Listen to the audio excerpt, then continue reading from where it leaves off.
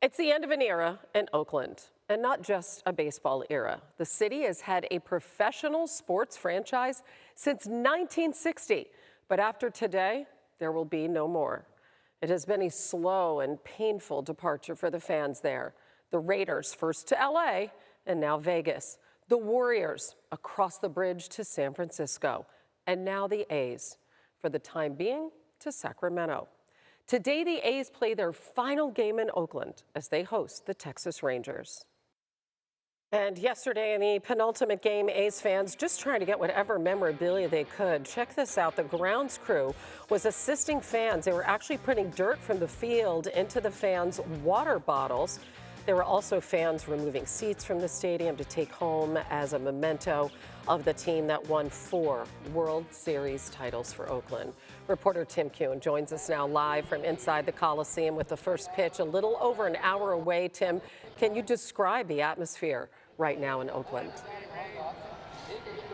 Well, Hannah, to give you an idea of the anticipation surrounding this final A's game in Oakland, the parking lots were supposed to open at 8 o'clock this morning, roughly 3 hours and 40 minutes before first pitch.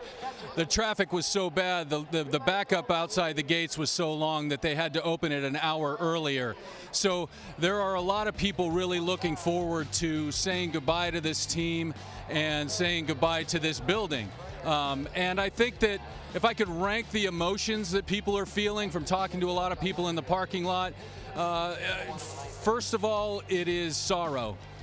There's a healthy amount of disgust, there's anger, there's resignation, and there is ultimately confusion about how this all came down. So, you know, the people they're treating it as a party because, to be frank, in Oakland they're kind of used to this. It's the third time they've sent off a team, but they're definitely doing it with a tear in their eye.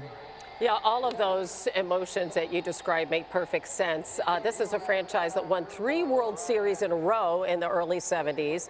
They went to 3 straight World Series in the late 80s, and fans remember everything from the way they wore their socks to the Bash Brothers to MC Hammer's "You Can't Touch This" blasting in the stadium. How would you characterize the legacy of the Oakland A's?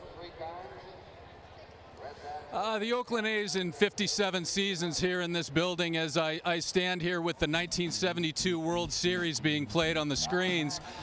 It's rich, it's varied.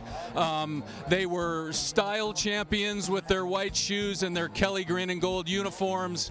They were champions on the field for 3 straight years in the early 70s.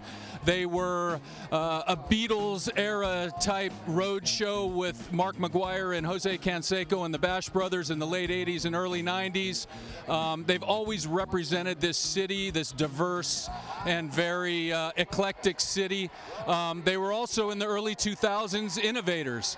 Billy Beane and Moneyball created a lot of what we see in baseball right now. All the data, the analytics.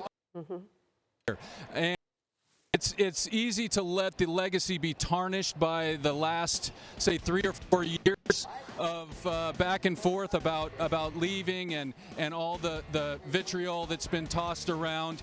But this is an incredible franchise with an incredible history.